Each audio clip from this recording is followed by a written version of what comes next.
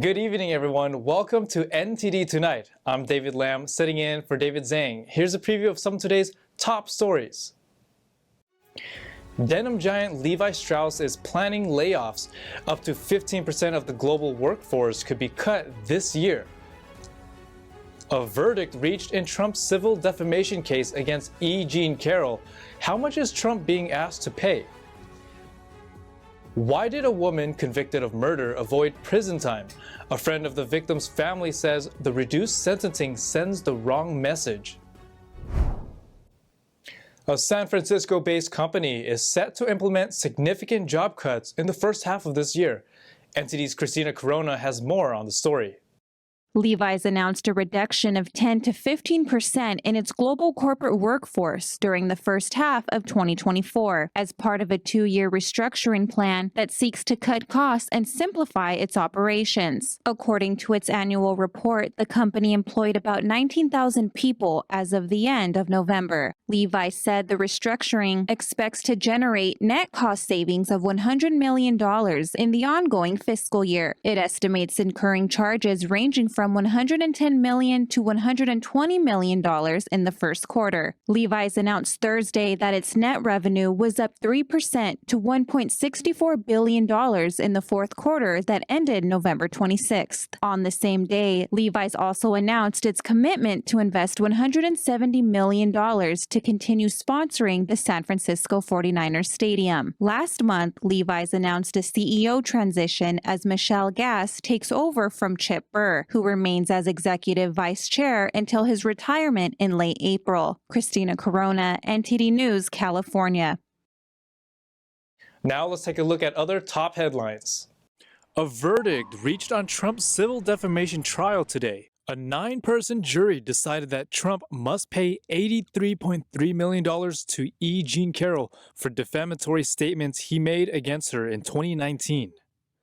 Former President Trump took the stand on Thursday in his defense in the trial stemming from E. Jean Carroll's defamation lawsuit, claiming he sexually attacked her in a department store dressing room in the 1990s.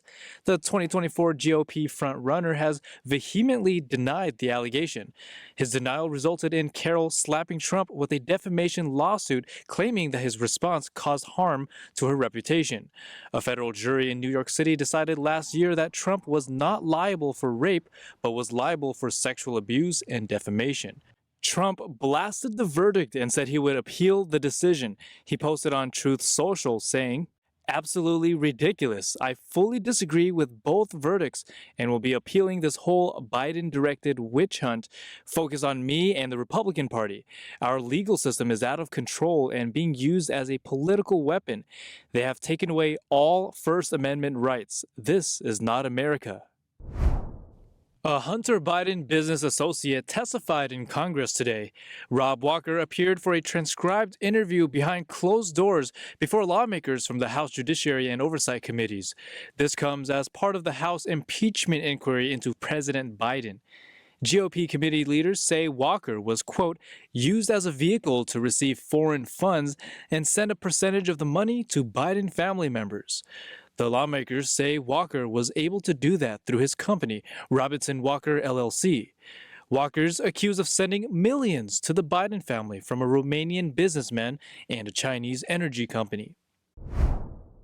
Over to the border showdown, where tensions between the federal government and the state of Texas keep rising. More and more Republican governors from across the nation now say they stand behind Texas in its battle against the Biden administration. South Dakota Governor Kristi Noem on Fox News explained why she'll continue supporting the Lone Star State. Governor Abbott has done the exact right thing, and I'll drive him more razor wire from South Dakota if I have to for him to do his job. We will be Europe within a year or two if we allow President Biden to continue this invasion of our country. Over 6 million people have come here illegally. It is time to stand our ground, and we'll be down there standing shoulder to shoulder with Governor Abbott. 25 Republican governors released a joint statement in support of Texas Governor Greg Abbott. They say the federal government is failing to protect the border, which is why Texas now has to step up. This comes after Abbott officially announced he would not follow the Biden administration's request to vacate the border. Instead, He's claiming the state's constitutional right to defend itself against an invasion. In response, some Democrats have called on Biden to seize control of the Texas National Guard. The United Nations top court has issued an interim ruling in the case against Israel. South Africa is accusing Israel of genocide in Gaza and asked the International Court of Justice to order a ceasefire. The State of Israel shall take all measures within its power to prevent and punish the direct and public incitement to commit genocide in relation to members of the Palestinian group in the Gaza Strip. The court declined to order an immediate ceasefire, but judges demanded that Israel try to contain death and damage in Gaza and ordered 6 provisional measures to protect Palestinians during the war. The decision today is a preliminary one. It could take years for the full case to be considered. Israel has rejected the genocide accusation. Meanwhile, Israeli officials are accusing some workers with the United Nations Relief and Works Agency of participating in the October 7th attacks by Hamas on Israel. At least 1,200 Israeli citizens died in that attack. The U.S. State Department announced today that it is temporarily halting funding for the UNRWA. The agency's Commissioner General says an investigation is underway and anyone involved will be held accountable, including through criminal prosecution. Florida lawmakers approved a new bill banning social media for minors under 16 years old in hopes of protecting children online. NTD's Christina Corona has more on that story. The Florida House of Representatives approved a state bill Wednesday to restrict social media access for children aged 16 and under, following efforts in other states to limit online risks for teenagers. This is about protecting children from addictive technology and what we know harms them, and what the social media platforms know. Sponsors argued that the legislation was essential to safeguard children from online predators and mental health issues such as depression and anxiety, which they attribute to excessive social media usage. We're seeing depression in our kids. We're seeing the lack of ego in our kids. And what we're seeing that's going to influence our society and culture in the future is the fact that our children today do not have the ability to do as much critical thinking as they should. Approved with a bipartisan vote of 106 to 13, the proposal would require social media platforms to deactivate accounts for those under 17 and implement a third-party verification system to filter out the underage users. HB1 would require each new social media user, from a 13-year-old in Miami to a 73-year-old in Boca Raton, to provide possibly sensitive identifying information, such as a driver's license or birth certificate, to a third-party organization to verify their age. The bill requires companies to permanently delete data from terminated accounts and empowers parents to file civil suits for any failure to do so. However, opponents argue that the bill goes too far. With this bill, we are telling parents you are not fit to be a parent to make the best decision for your child. This is a complete governmental overreach, and it's in this generation. It's their thing. Supporting our children comes in more ways than removing social media. So don't limit their advancement by telling them they can't use it, because ultimately they are going to use it. In March 2023, Utah became the first state to adopt laws regulating children's access to social media, followed by Arkansas, Louisiana, Ohio, and Texas. The bill will now proceed to the Florida State Senate for review, where Republicans hold the majority in both legislative chambers. Christina Corona, NTD News. Thank you, Mr. Speaker. A California judge sparks controversy as a woman avoids prison despite fatally stabbing her boyfriend over 100 times. The judge cites a cannabis-induced episode as the reason for the reduced sentencing. NTD's Stephanie Sakal hears more from a friend of the victim's family. A California judge ruled that Bryn Spetzer, who fatally stabbed her boyfriend over 100 times in a cannabis-induced psychosis, will not go to prison. Instead, she received 2 years of probation for the 2018 killing of Chad O'Melia. The victim's father criticized the decision, arguing it set a dangerous precedent for marijuana users. Spetzer was convicted of involuntary manslaughter and her family expressed relief. Prior to the hearing, protests were held emphasizing the severity of the crime. Spetzer's lawyer, Bob Schwartz, praised the judge's decision as the right and courageous thing. However, that doesn't seem to be the popular opinion. This is not just, I smoked some pot, I got in the car, I was a little reckless, I hurt someone, or I killed someone, I hurt their family. Actually, this is a brutal, I would almost call it satanic in nature. It was lots of bestiality with this. I have read some things where she still continues to party with people. Michelle shares with NTD why she thinks Spetzer should have gotten a different conviction. At this point, this is a brutal murder that really deserved the maximum, and 4 was all she was gonna get, and she should have spent some time in jail. And it sent a message that Chad wasn't valued, his family wasn't valued, and then it also let the public feel like I can't be protected. The judge referred to evidence and expert testimony, stating that 32-year-old was unaware of the potential effects of marijuana when she smoked with the 26-year-old victim that night. So if you don't even know Chad, or you don't know the family, or don't know the case, and you're just an average, a regular person, you go, wow, I guess people can get away with that. And that's what happened. She got away with bloody murder. She says Chad O'Melia will be remembered as a nice kid, charming, funny, and helpful to his friends, family, and community. Stephanie Sikal, NTD News. We'll take a short break now, everybody, but here's a look at what we have for you when we come back. The FBI is still searching for suspects in a 2021 church bombing case in California. More on what the police know so far. A Southern California politician sentenced for accepting bribes. One city employee in Northern California charged in an alleged kickback scheme. An NFL rookie arrested over alleged illegal sports gambling. We'll take a look at the details and timeline. Those stories and more coming up on NTD Tonight.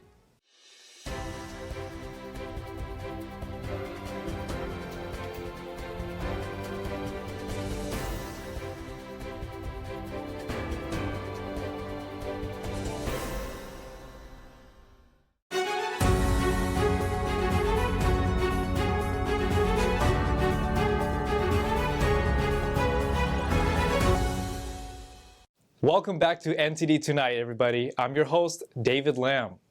The FBI is still searching for suspects in the investigation of the explosion at one Los Angeles County church known for its anti-LGBTQ sermons.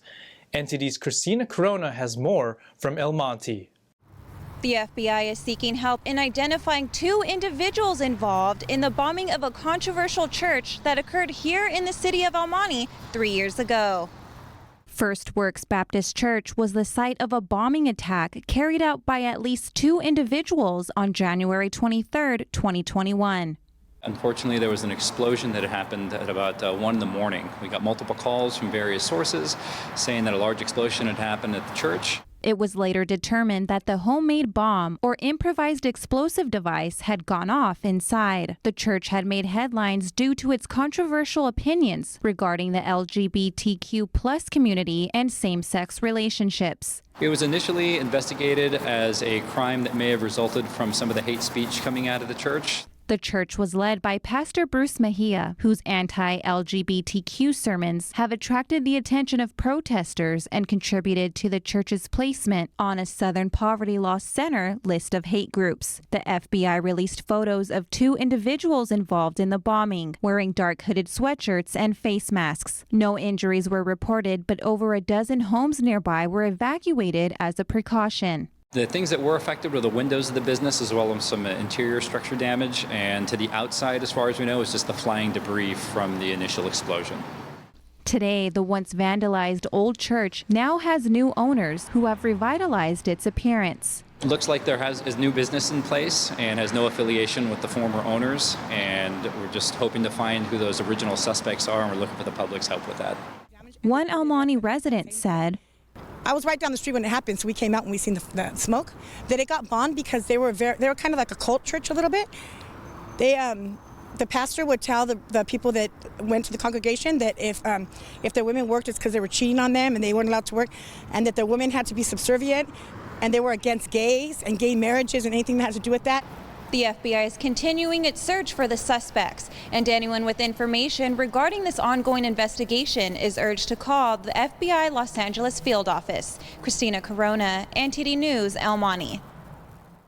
In California, a former LA City councilman was sentenced for accepting bribes, and a San Francisco City employee was charged in an alleged kickback scheme. NTD's Jason Blair reports. Former Los Angeles City Councilman Jose Huizar was sentenced to 13 years in federal prison on Friday for using his position to get $1.5 million in bribes from real estate developers. Prosecutors say Huizar operated a pay-for-play scheme lasting from 2013 to 2017.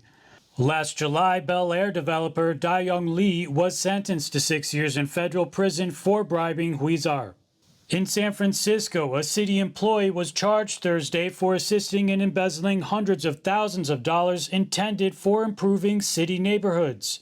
Stanley Ellicott allegedly accepted city funds in exchange for helping direct bribes to a grant manager.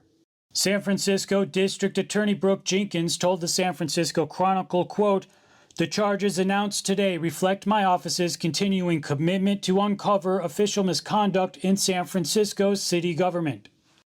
Ellicott is the latest of several developers, local businessmen, and city employees charged in an ongoing 4-year corruption probe in San Francisco. In 2022, Department of Public Works Chief Mohammed Nuru was sentenced to 7 years in federal prison for bribery and kickbacks. Jason Blair, NTD News. In a surprising twist, NFL rookie Kayshon Boutte of the New England Patriots is facing arrest over alleged illegal sports gambling. NTD's Carlos Reyes has more on the story. In a stunning turn of events, former LSU standout and current New England Patriots wide receiver Kayshon Boutte finds himself in hot water after being arrested on charges of illegal sports gambling. The Louisiana State Police dropped the bombshell Thursday, alleging that Boutte, who made a name for himself as one of the most dynamic pass catchers in his college days, had engaged in illicit sports wagers totaling over $600,000. But here's the kicker. Some of those bets were reportedly on his own college football games.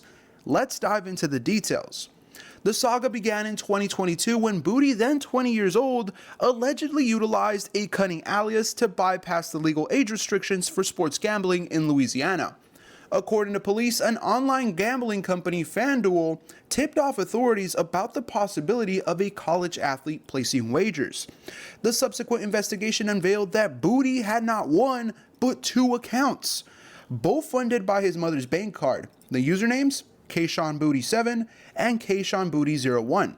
Classic move, right? The shockwaves continued as it was revealed that more than 8,900 wagers were placed through these accounts.